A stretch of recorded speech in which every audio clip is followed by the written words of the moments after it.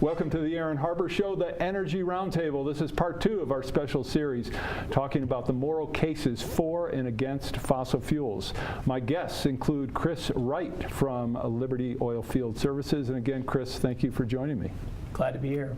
And Alex Epstein, the author of the book, The Moral Case. The Moral Case for Fossil Fuels. Thank you very much, Alex. I had it here just in case you forgot the title. Yeah, The Moral Case for Fossil Fuels. I'll say it multiple times, and of course you can buy it on the website on your screen as well. And our energy activist, Micah Parker. Micah, thank you so much for joining me. Thank you. And from Colorado State University, our favorite Ram, as it were, Professor of Atmospheric Science, Scott Denning. Scott, thank you. Thanks for having me. My pleasure. Okay, so in the first show, one of the things we were talking about is if you could live, if you had a choice of living today in 2016 versus 40 years ago, what would you select? And two of our guests, both Scott and Micah, said they would prefer today.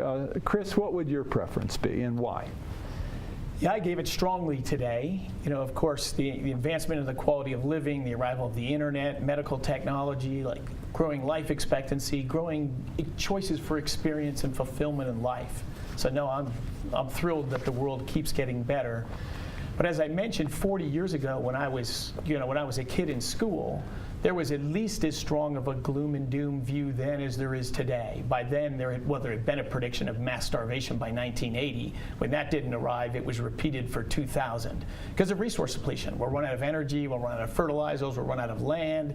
The environment will be so bad that hundreds of millions of people will die. You know, of course, what happened was the opposite, right? Resource abundance is greater, real prices are lower, quality of life is better, and environmental quality in the developed countries that have achieved wealth has gotten better.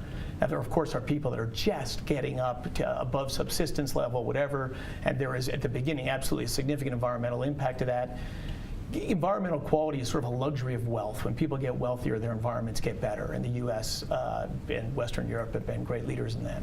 So that's an interesting issue, Scott, that you had brought up, and I want to get to that. First, let Alex chime in on, I think I know the answer to when you want to be here, today or 40 years ago. Versus 5 years before I was born. Exactly. Well, yes, I think almost everyone would say today, but I think the question at issue that Micah raised that's really important is what's going to happen going forward. So even if it's better now, are we using resources in an irresponsible way where we're going to deplete the planet that gives us resource in that view? And I think it's important to examine this viewpoint from two perspectives, going back to the theme of thinking carefully. Anytime you have a viewpoint, one thing to ask is what is the track record? So I mentioned with these dramatic claims of global warming, not any global warming, but disastrous runaway global warming, we have a track record of failed claims of that, and that's relevant to assessing the theory. And anyone claiming that theory today has to acknowledge the failed track record, be honest about it, and then explain why they still believe it. Is that a fair statement, Scott? No, it's just not a fair statement. I mean, tell me why. Well, so first of all, let's look at the amount of CO2 increase that we've had since the Industrial Revolution. About 40% more CO2 in the atmosphere. So there hasn't been very much CO2 added to the atmosphere, and there hasn't been much global warming. About 1 degree Celsius, as was mentioned here, since 1896, when people first figured out this whole logarithmic, 4 watts per square meter per doubling of CO2. We have estimated that it's about 3 degrees of global warming for every doubling, but we're nowhere near a doubling of CO2. The amount of warming that we've had is quite consistent with the amount of CO2, but it's not just CO2. What I was trying to make the case for before is that when you add heat to things, they warm up. So we've had lots of experience with heat being added. You know, for example, when volcanoes go off and it shades the earth a little bit, it cools off a little bit, and the amount that it cools off matches exactly what we expect in terms of amount of heat and amount of cooling. If you look back much farther, there were ice ages, long ago. since the last ice age, not 4 watts, but about 6.5 watts of extra heat, and it's warmed up about 5 degrees Celsius.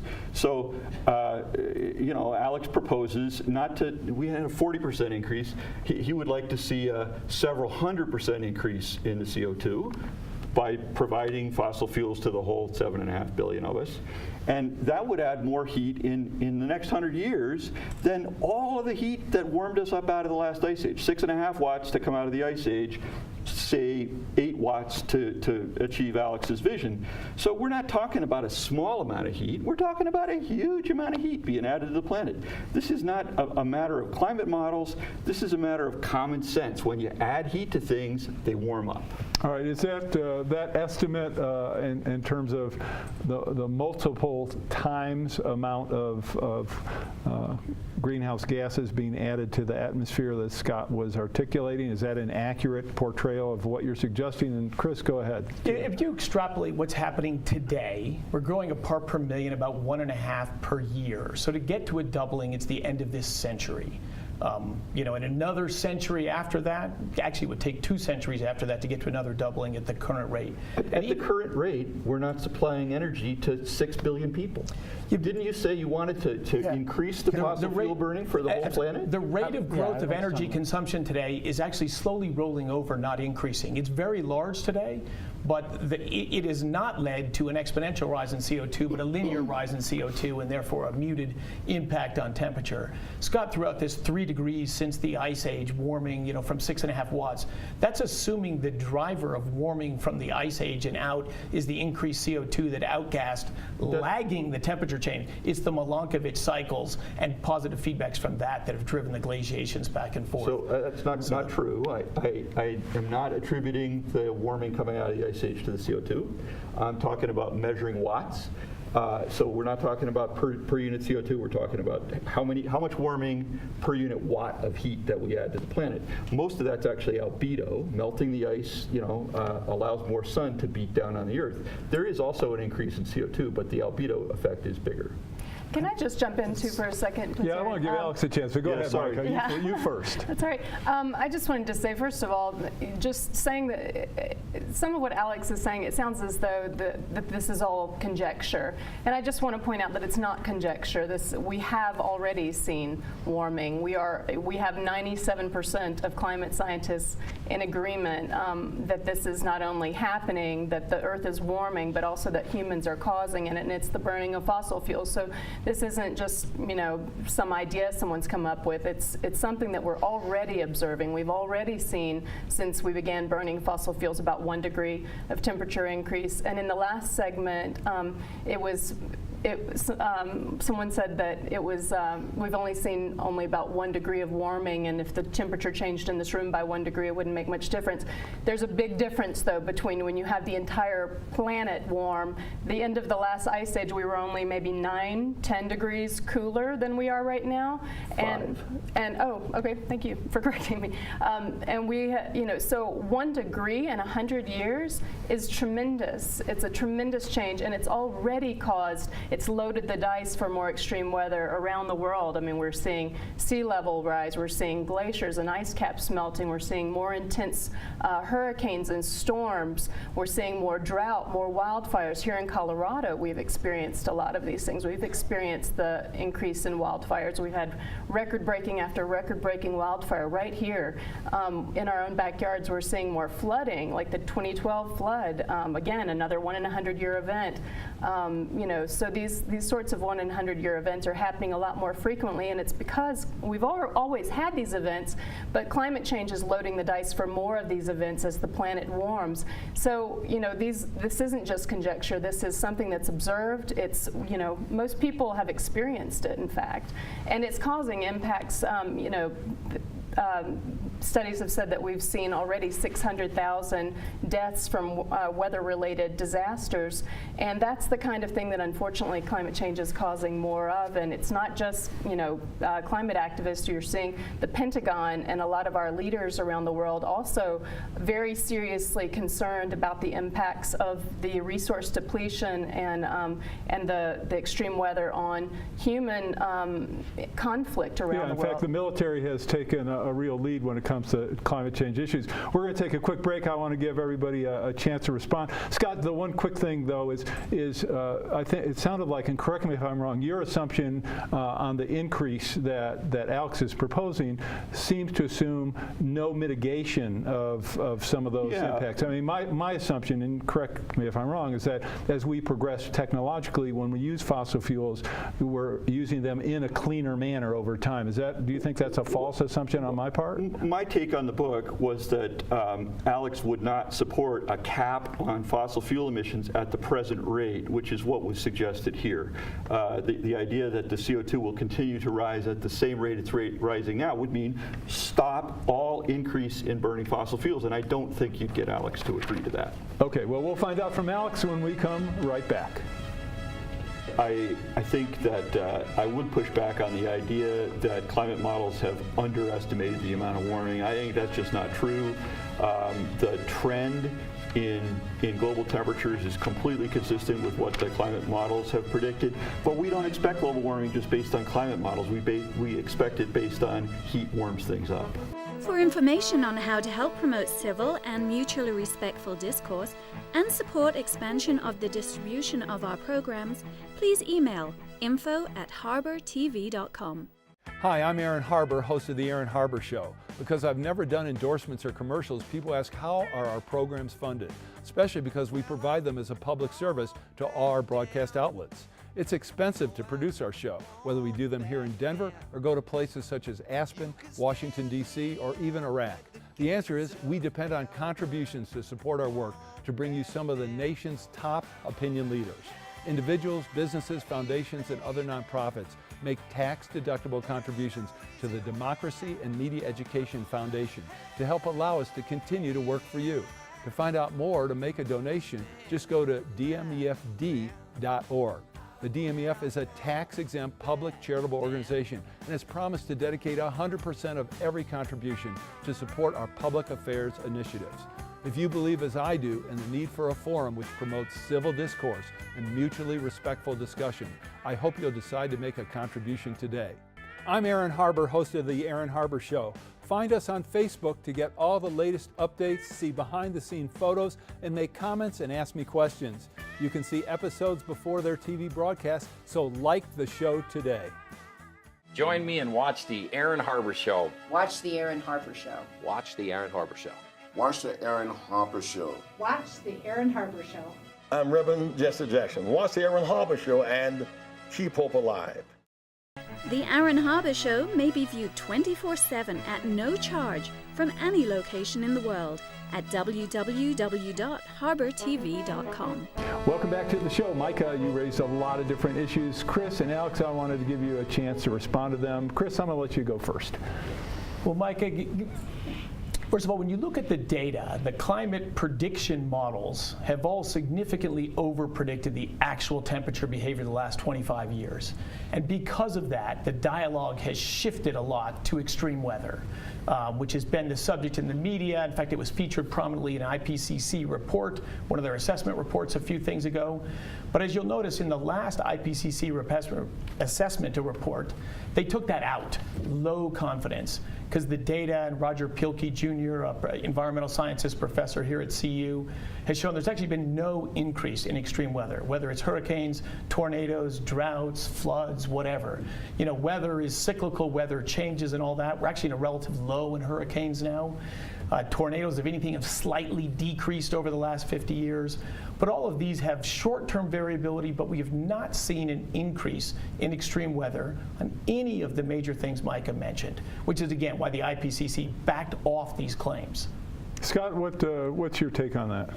I kind of want to leave extreme weather alone, but I think that I would push back on the idea that climate models have underestimated the amount of warming. I think that's just not true. The trend in global temperatures is completely consistent with what the climate models have predicted, but we don't expect global warming just based on climate models. We expect it based on heat warms things up. All right, Alex, you've been awfully quiet. Yes, well, I will not be quiet, at least at the moment. Okay, so when I first started studying this issue, and my background was moral philosophy, so I'm very interested in how to think carefully about things, but I think, like many people, was overwhelmed with the kind of thing that we heard from Micah, which is this just cascade of claims about how all these different aspects are getting worse or will get worse, and it can just be overwhelming, and how do I make sense of it? How do I know what's demonstrated? How do I know what's speculated? And it's scary, right? And how do you make sense of it? So I think there are two really helpful things to do. One is to look at the big picture. So if we're thinking about something like you hear about, oh, this thing happened to climate and climate is getting worse, is there any statistic we can use to measure that? If you hear kind of three basic claims, and it all has to do with we're making the planet worse. And underlying this philosophically, it's important that there's a view of human beings, which I call the polluter-parasite view of human beings. So it's basically our relationship to the planet. We hear that our impact on the planet is a bad thing. That's based on the premise that what we do is we basically mess things up. We take a clean environment and make it dirty. We take a resource-rich planet and make it resource-poor. And we take a safe climate and make it dangerous. So I think we should both think in common sense terms whether that's true, but also look at the data. And I just have to disagree categorically with Scott about the history of the claims. Read chapter 1 of The Moral Case for Fossil Fuels.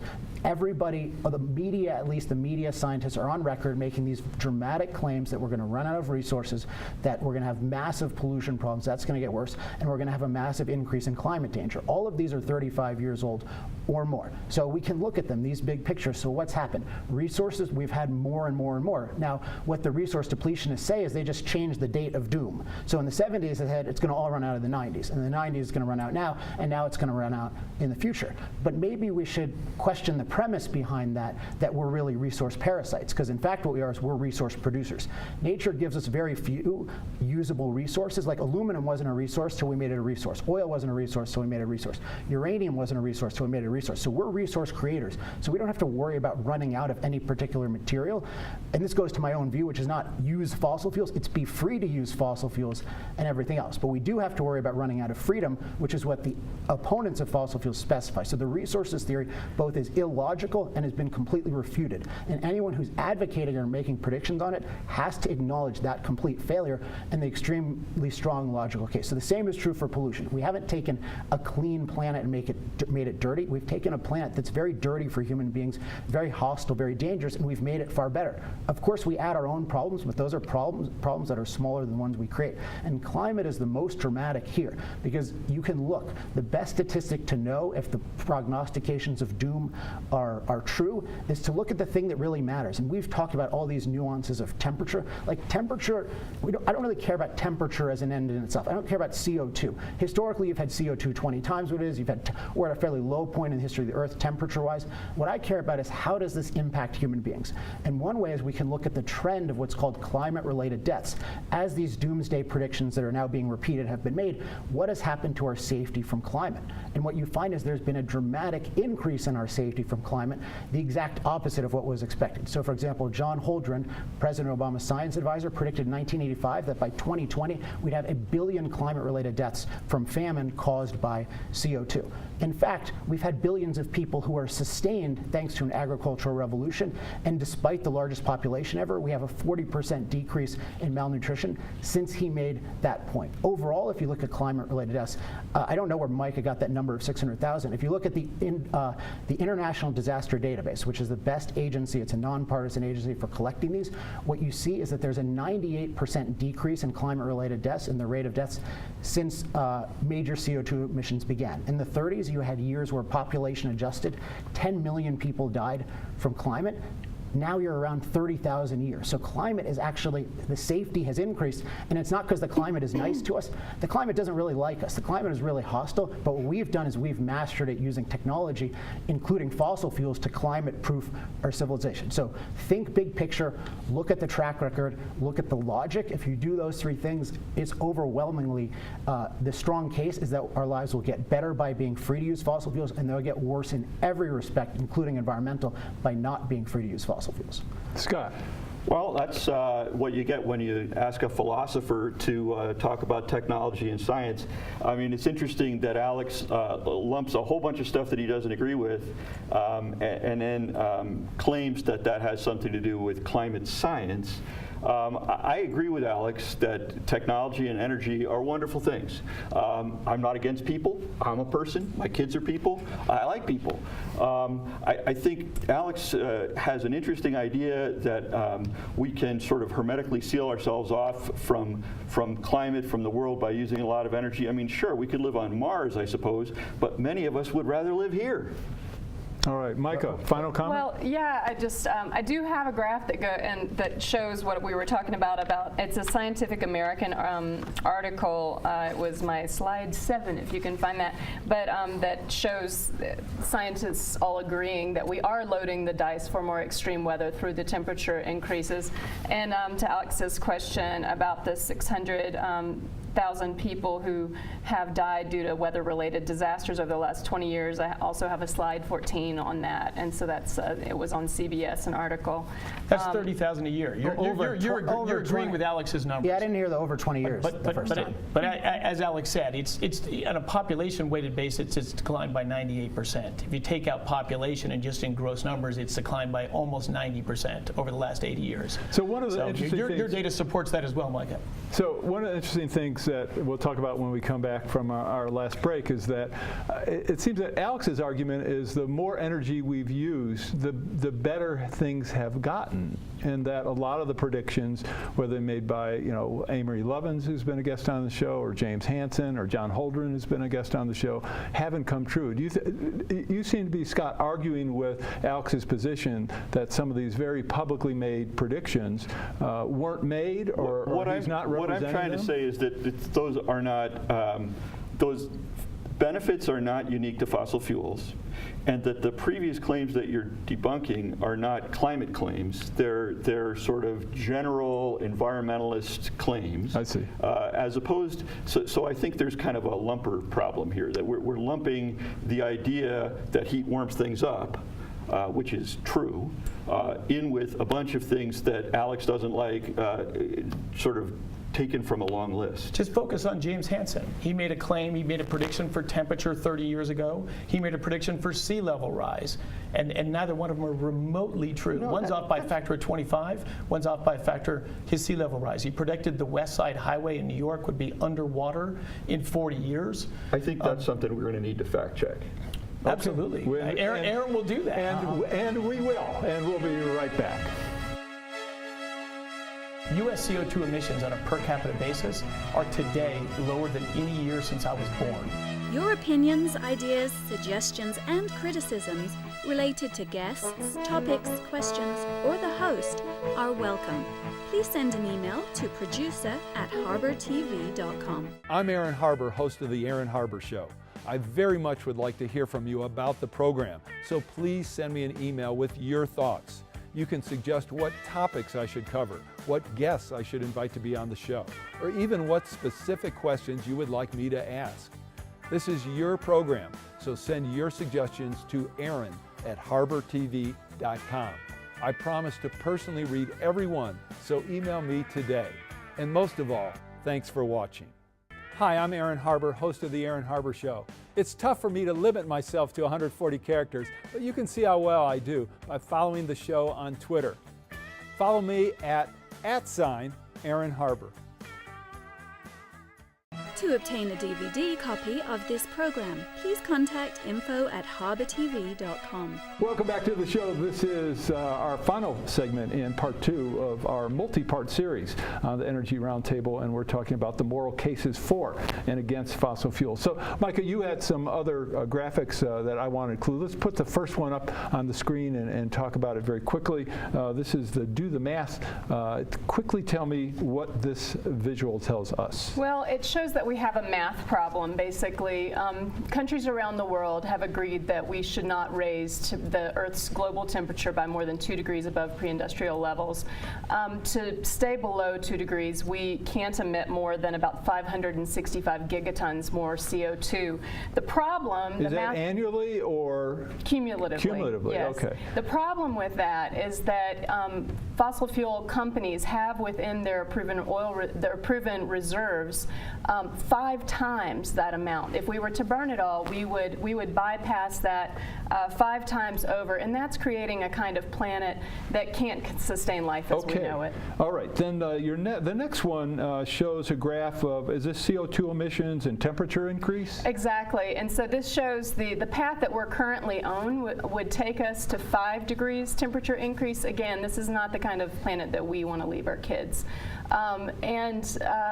Like I say, countries around the world have agreed on 2 degrees, even 2 degrees of warming, though. Many small island nations are saying we will be underwater. They're already beginning to go underwater with sea level rise, and they're saying at 2 degrees we'll be underwater, so they're striving for 1.5. So that graph just shows what trajectory we're on and where we need to be. Okay, and then the last slide is one which talks about how Stanford engineers have developed a plan to convert the United States to a 100% renewable energy plan. So I'd like, I know we only have 3 minutes left of this program. Chris, Alex, jump in. Go for it. You know, I spent the early part of my career working on renewable energies or alternatives to oil. I went to college for that purpose. So, you know, I agree with Scott. Hey, if we can develop better energy technologies, all in, let's do it. I've spent a chunk of my career doing it.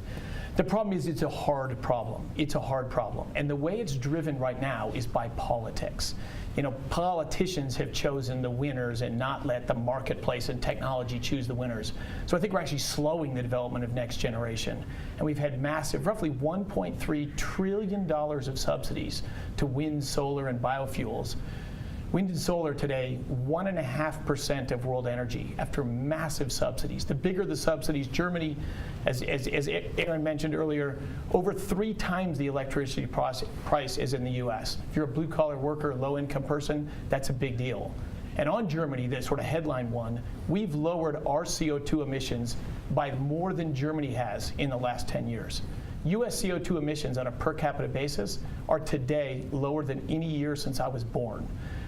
So CO2 emissions in the U.S. You're talking about per capita or total? Per capita basis. Even on a gross basis, U.S. and European CO2 emissions are falling. The growth is only where poor people are getting wealthier. And so then it comes down again to the math. And Mike is representing these huge increases in temperature, but as Aaron and I have said, and you can look at Alex and I have said, and you can look at the data comparing the models or whatever, even the advocates in this, the scientists in this, are backing off their claims in that. Yes, the world will modestly warm, but is this the greatest threat to the human life or our planet or the environment? Absolutely not. Alex. I think one helpful thing, if you're thinking about this and you're trying to deal with the volume of things, but also the citation of experts, is there's a really important principle that I talk about in the book called using experts as advisors, not authorities.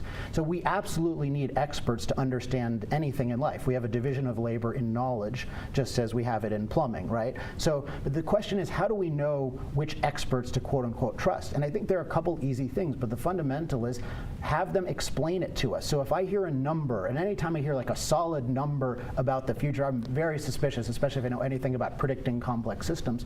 But I want to know, what exactly do the experts claim, and how do they prove it? Now, part of that can be it's relevant, sort of what percentage agree on what, but even that you have to investigate carefully. And I submit, if you investigate every one of the claims that Micah made, and I do every one of those in the book, they are invalid and very deeply invalid. The experts, quote unquote, who make them have been invalidated, and those who have made very different claims, that the kind that Chris mentioned, have been vindicated. So that math, I mean, you can put together any 3 numbers you want. That doesn't mean that it corresponds to reality. And to make it seem scientific by intimidating people who might not have done math in school, I think that's a really disingenuous thing that Bill McKibben came up with in 2012. It's just like, do the math. It's simple, and I think when Scott talks about it's simple, no, there are controversies over the magnitude of this issue, and particularly its impact on human life. And I submit the overall evidence is, if we keep using fossil fuels, if we keep being free to do other things, the the massive positive effects will far outweigh the negatives and allow us to overcome any negatives. That's been the trend. That's the logic of it. That's how energy works. That's how powerful it is. And that's proven. All right. Well, on that note, I want to thank my guests, Chris and Alex and Micah and Scott. I'm Aaron Harber. Thanks for watching. Make sure you watch our other programs in this series. We'll see you next time.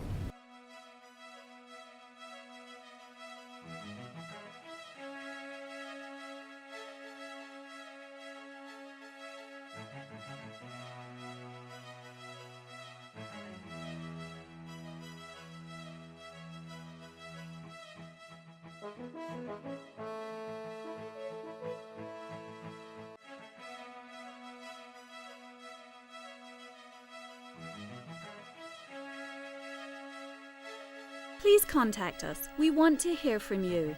And thanks for watching.